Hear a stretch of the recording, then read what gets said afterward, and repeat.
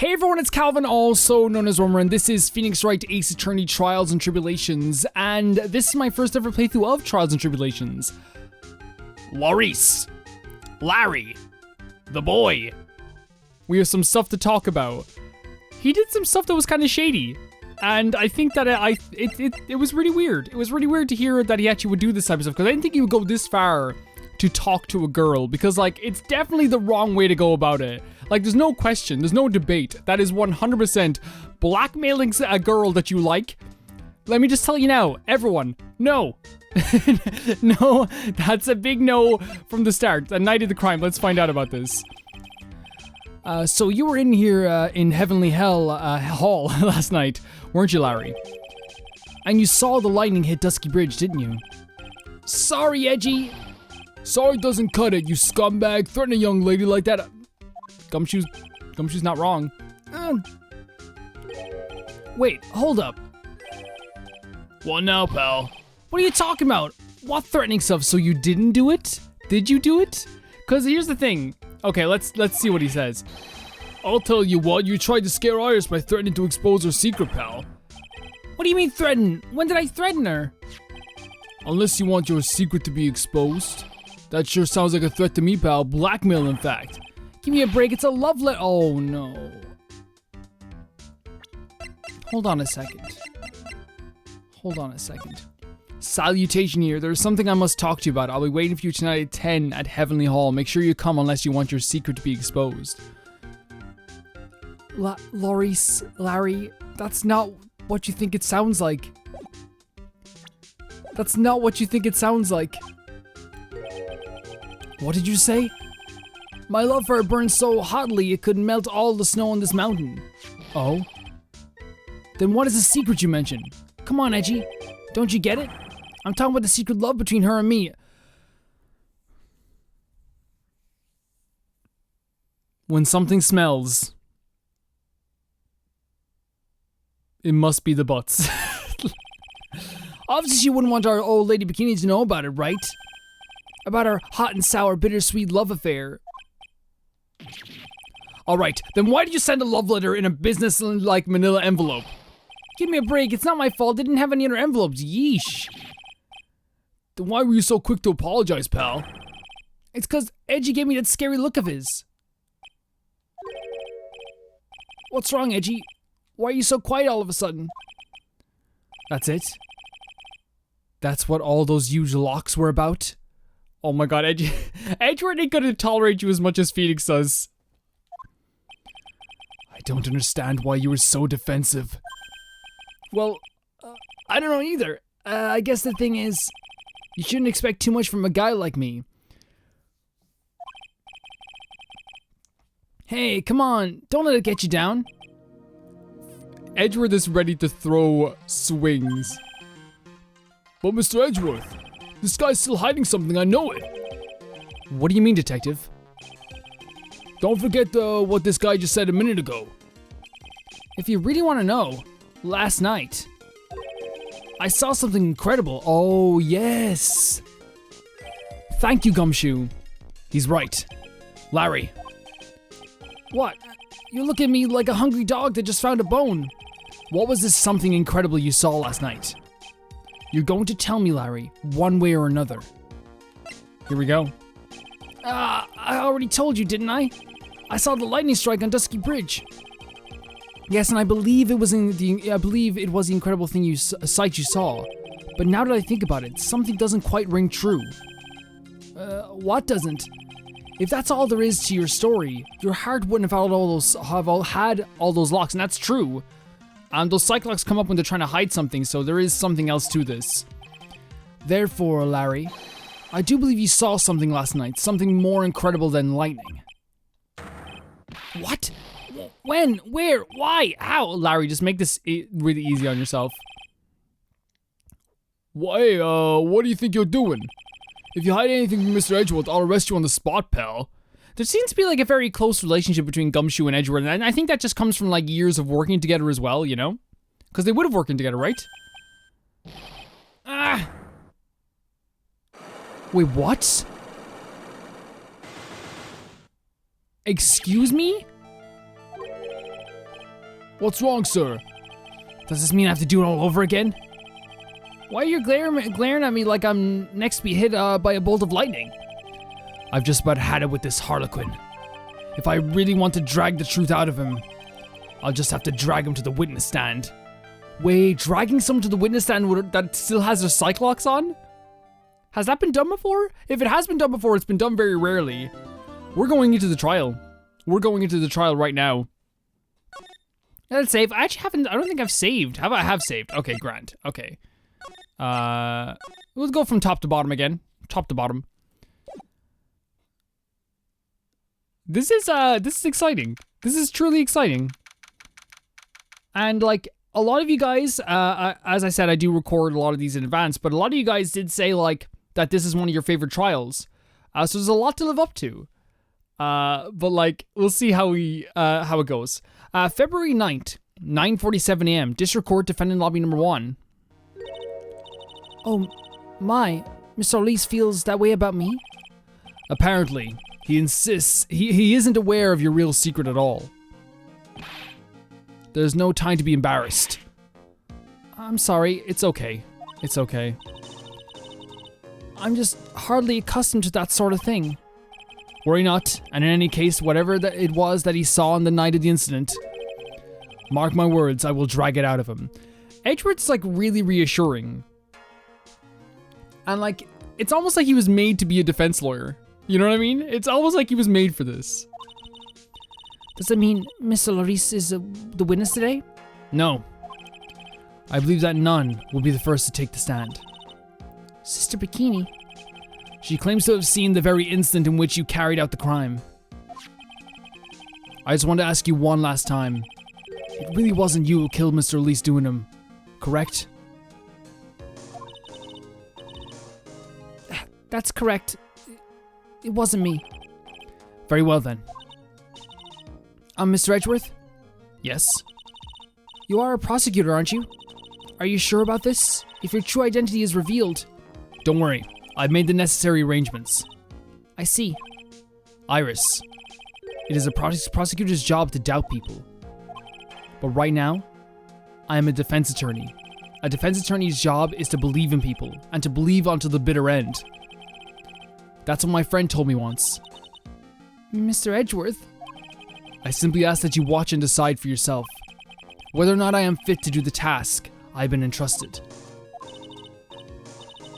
Very well, sir. I'll leave my defense in your capable hands. What's so great about this is that, like, there's a lot of respect all around, and I say this as well. We've defended people who aren't the best people in the world, right? We've done it before. And like the way Terry Falls is a perfect example. Like he's very much not the best person in the world. But the thing is, like, what we're doing now is defending them for a specific crime. Right now, what I'm doing as Edgeworth is defending Iris because that is what I've been entrusted to do. There's no time to worry about outside stuff at this very moment because right now we're doing something that Phoenix told us to do as well, if that makes sense. Another thing I will say as well, guys, I don't need hints for what's going to be coming up, okay? I don't need hints for any story hints. As always, I know, like, sometimes people get excited, but let's keep the conversation to what has happened or what is happening. I don't need to know what happened or how cases before relate to the next part of the case unless I've been there already and I didn't understand it. If that makes sense, thank you. Even if it doesn't make sense, those comments will probably be removed regardless. February 9th, 10 a.m., District Court, Court number 7. Oh my god, Edge, we're getting good. Oh no, he's on the right side. Court is now in session for the trial of Sister Iris of Hazagora Temple. We're very grateful that Calvin's voice will not be killed by the American judge today. It's so funny because that voice is the most fun to do, but like it's definitely the most taxing. Maybe apart from Atomy. The defense is ready, Your Honor. The defense does indeed appear to be ready. However, the same cannot be said for the prosecution in this case. Indeed. I'm not sure I like such a blatant waste of this court's time. An empty prosecutor's chair can only mean that the prosecutor has no confidence in their ability to prove their case. It would seem this case is already over before it had a chance to begin. I'm ready to announce my verdict at this time. Is that what would happen? I mean, I guess, like, wouldn't they just try to find him another lawyer? I guess it's maybe different in different countries, but... Whoa, whoa, whoa. No!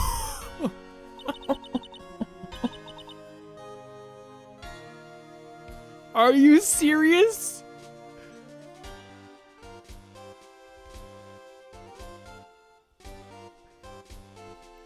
I have just gotten chills all over. As soon as the whip hit and I heard her voice, I was like, oh my god, she's here. This is interesting. This is super interesting. Can I just say, even after all that we went through last game, I'm incredibly happy to see her back. Okay? I'm incredibly happy. The prosecution stands ready. Oh my god. And you are? Franziska von Karma, prosecuting prodigy. Von Karma, you say? Perchance you wouldn't believe any relation to the legendary prosecutor Manfred von Karma? Legends are a thing of the past. I am von Karma, that is all.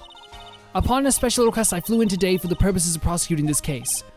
You did? Then you must be quite a big shot, eh? By the way, Mr. Edgeworth. Yes, Your Honor. I'm almost certain that I've seen you somewhere before. Or am I just imagining things? You look very much like a prosecutor I met once. I believe you are imagining things, Your Honor. Miss von Karma, do you have anything to say? There is no such weakling as this man among those of the prosecutor's office. Oh, wow. She's back. She is back. Pull on that whip. One more time. Yeah, there it is. That isn't, but I'm sure once before...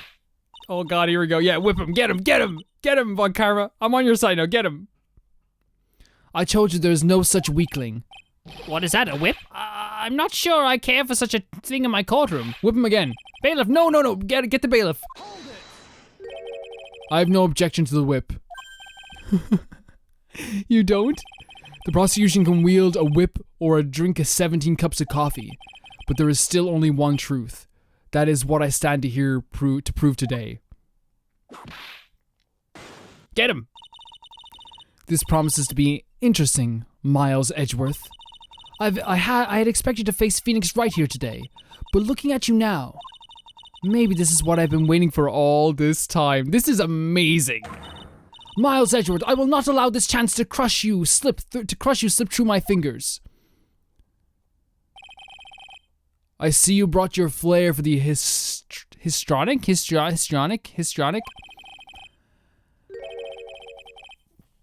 Allow me to add the things I'm not sure. Allow me to add to the things I'm not sure about. People acting bizarrely in my court. The stage is set. Now continue with the proceedings, Your Honor. Very well, Miss von Karma. Please give an outline of this case. With as little whipping as possible. You don't tell her what to do. Get him. Get him again. The murder victim is the famed picture book author, Miss Elise Duinham. I'm pretty sure that I'm still saying that name wrong, but we're gonna go with it. It's canon now. Her body was found in the Hazakura Temple courtyard. She had been stabbed through the torso by a ceremonial sword from a golden statue.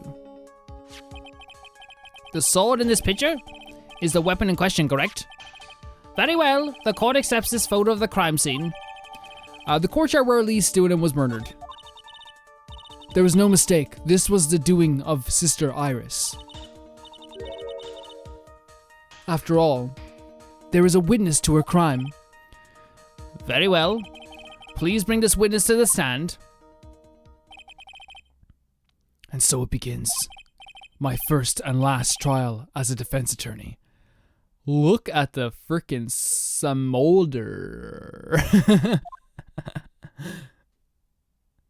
Oh no. Would you like me to find you a box? What was it? Should I describe it to you? Or would you like me to find you a box? Witness, if someone gets the reference, please let me know. Witness, state your name and occupation, please. Hold on here. I'm not sure about being not sure if I care for this at all. Witness, please stand up nice and straight. If I can recall correctly, There are a few milk crates in the defendant's lobby for our back pain, played witness. Bailiff, fetch a crate for this poor lady, please. Yeah, please do. Here we go. Once again, your name and occupation, please. Little old me? Well, I'm the head nun of Hazakura Temple on Eagle Mountain. My name is Bikini. You got it? Bikini. Nice to meet everyone. But you don't appear to be wearing a bikini right now. The courtroom is the garden of holy judgment. Those with lechery in their hearts should leave the sanctuary at once. You want me to leave? Yes, we do. No need to get your bikinis in a twist. Let me tell you, I'm a sight to behold in summer. Yeah, you go. You go. Now you go and leave. You know, that confidence. Well done. In any case, witness, I hear that you saw the crime take place on the night in question. That's right. I can still only believe in myself, to be honest. There's no way dear little Iris could do anything like that. Let us hear what you have to say, then. First, tell us about your own movements that night, eh? So we're trying to make Edgeworth look as good as possible.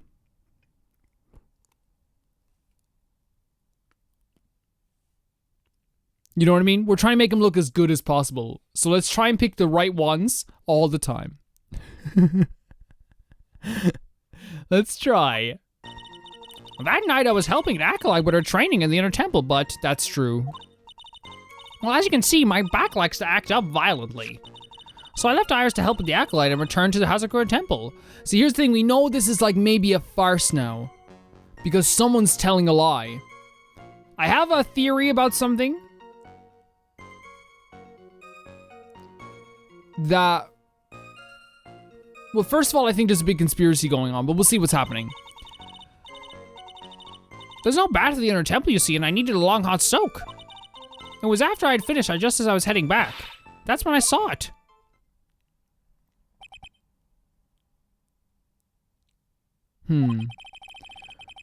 So it was simply coincidence that you found yourself returning to Hazakura Temple? Yes, you could say that. If my back hadn't been in so much pain, I would have had stayed at the inner temple. It sounds like a pretty important statement you just made. There's only one problem with this testimony that I can see. And you're not about to fall at the first hurdle now, are you, Miles Edgeworth? Oh my god. Like, this is literally Clash of the Titans. This is the clash, the immovable object meeting the irresistible force. Please begin your cross-examination. Yeah, there's two statements we looked at there. And there's one statement we looked at there that we had a bit of an issue with. Let's see now here for a second. That night I was helping an acolyte. We don't need to talk about this. As you can see, my back likes to act up violently, so I left Iris and Hazakura Temple. I don't think it's presenting. I think we can definitely press this because we heard that like she didn't go back, but I don't think we can like present that right away, so we might have to like press it.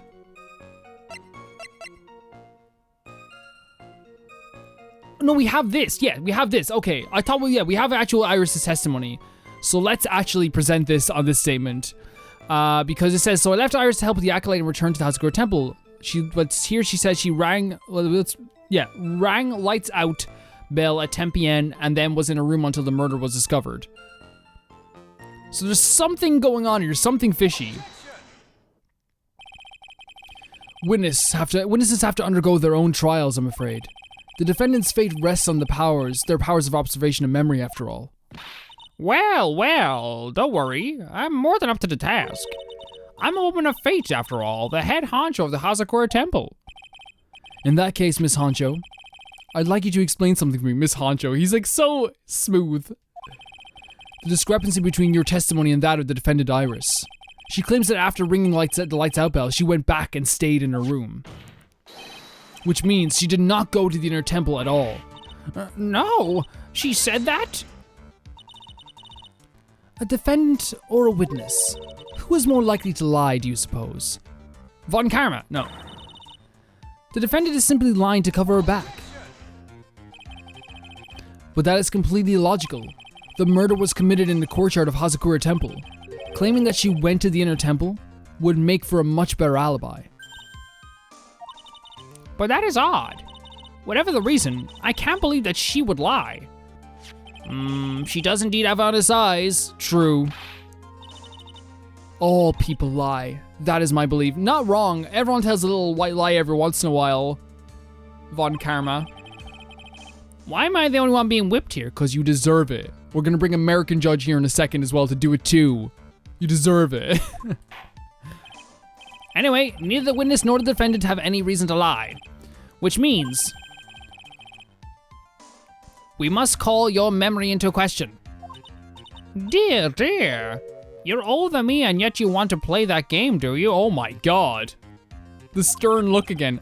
Well, that isn't exactly what My memory is perfect. Crystal clear, especially in winter. Then I suppose it's too early to end this cross-examination, eh? Mr. Edgeworth, if you are going to question the memory of this witness, you will need to show me a decisive piece of evidence. Understood, Your Honor. I was naive to think that alone would do the trick. I don't think it's naivety. I think it's that you were just trying to, do it piece by piece. Then please add your comments about Iris to the testimony. That Canadian accent. And let us return to the cross-examination. That night I was helping an acolyte with her training in the inner temple. Iris came to the temple, dressed exactly as she'd been at dinner. Is this the new part of the statement? So I always see my back legs act up violently. There's no bath yet. So this is the new statement. Iris came to the inner temple. She was dressed exactly as she had been at the dinner. But she wasn't, though.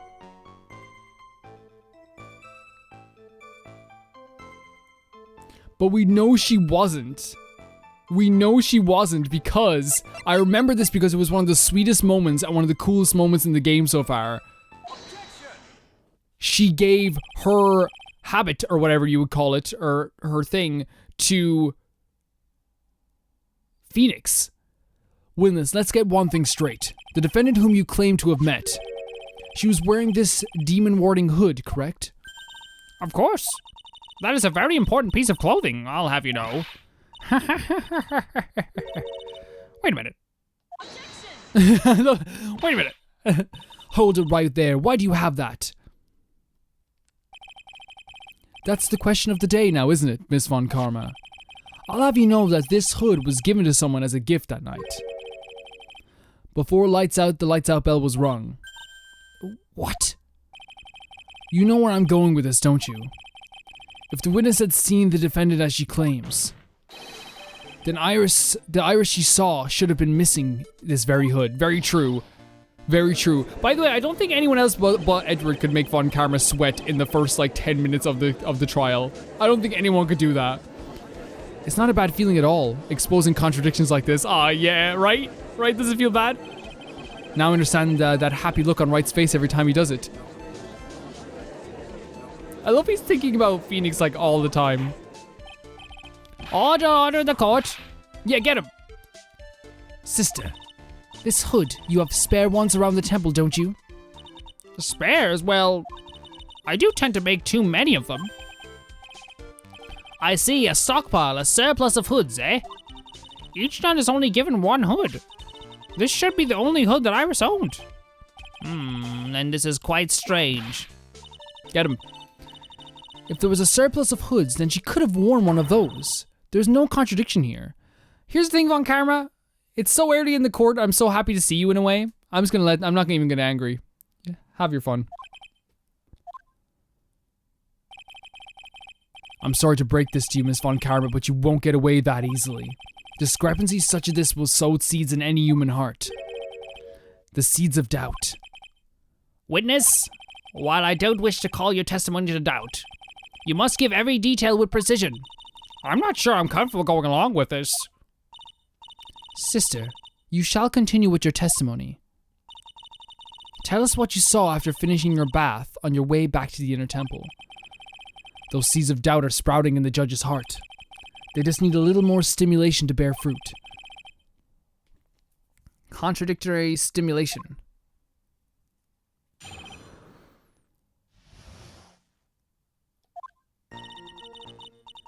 I finished my bath around 11 and I thought I should return to the inner temple. See, here's the thing. I think we're doing a good job so far.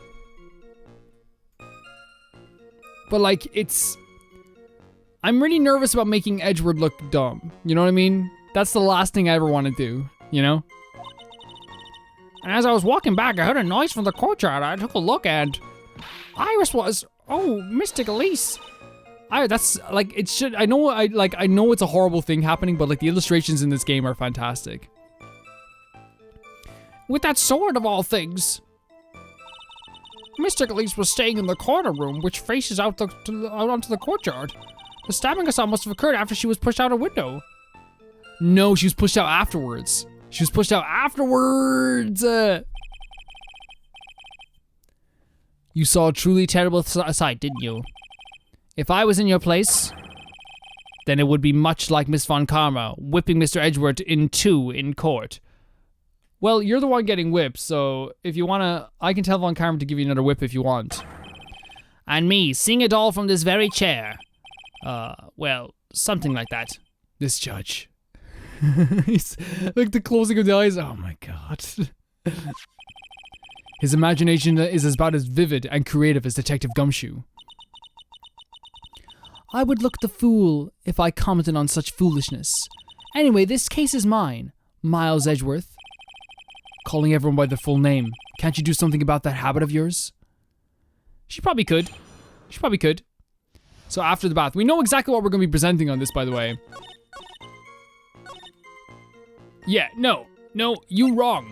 You're wrong. You're wrong. You're wrong. Where is the autopsy report? Where is the autopsy report? Here it is. Time, 10 to 11 p.m. caused loss of blood from stab in the back. Body fell 10 feet after death. So someone threw the body out the window after the death actually occurred. Objection! Impressive logic, that's what I'd like to say anyway. Oh, please do. My brain is something else, especially in winter. However, I think you are overlooking one thing. Miss Von Karma, would you be so kind as to take another look at the autopsy report? The autopsy report? The victim did fall from a height of 10 feet. However, this fall was after she was killed. Oh my god, we get to be on this side of the smarmy smile, right? We get to be on this side of that like cheeky smile, right? I don't want to say smarmy at all, it's cheeky. It's a cheeky smile. Ah. That's right. It says after death right here.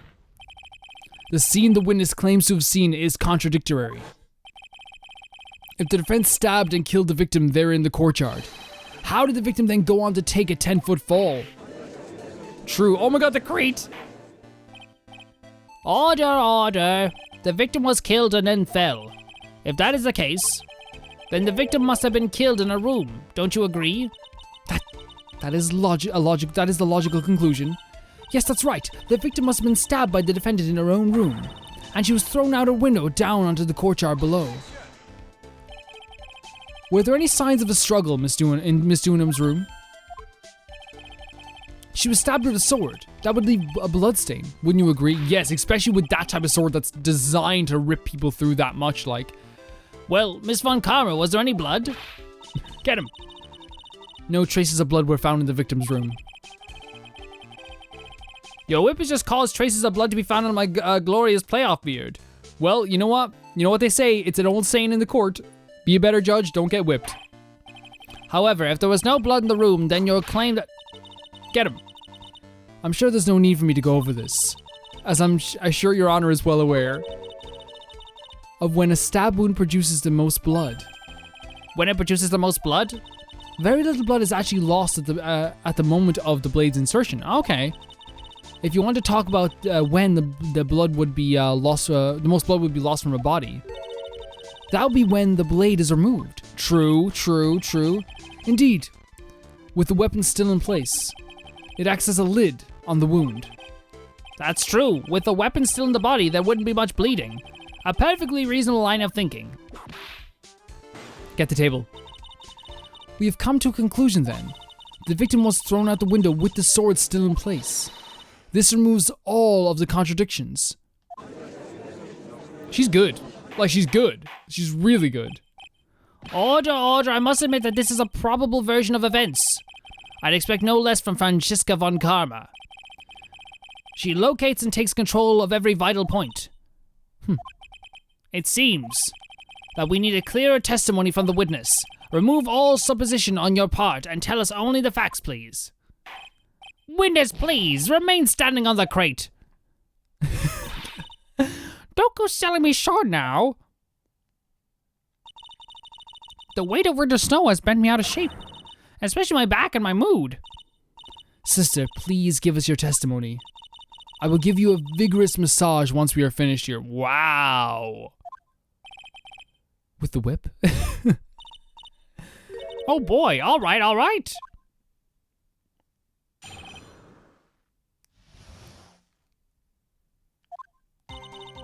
When I looked across at the scene, the sword was already in place. Thinking about it now, I didn't actually see her stab Mystic Elise. I've never seen so much blood before. That's when I fainted. You can't blame me, can you? And when I woke, Mystic Amy was stabbing Mystic Elise through the back.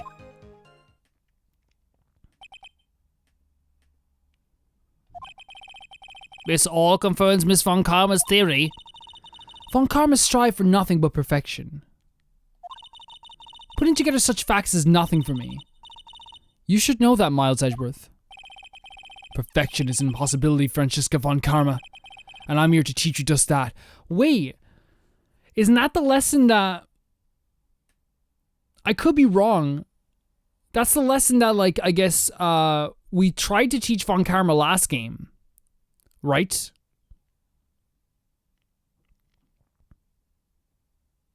But